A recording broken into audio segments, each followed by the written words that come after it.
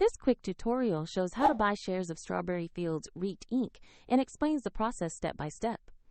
Strawberry Fields is a real estate investment trust focused on commercial properties, and it trades on NASDAQ under the ticker STRW. This video is educational only and not financial advice.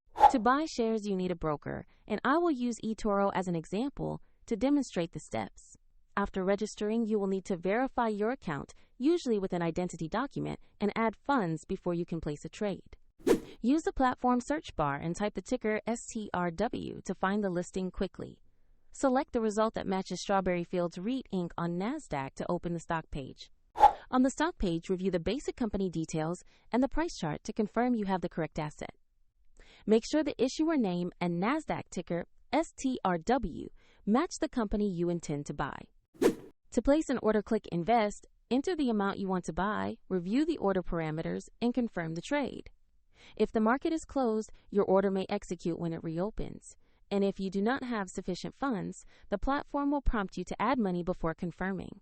After execution, your position will appear in your portfolio where you can monitor it over time. Check the video description for the eToro link if you want to follow the same example.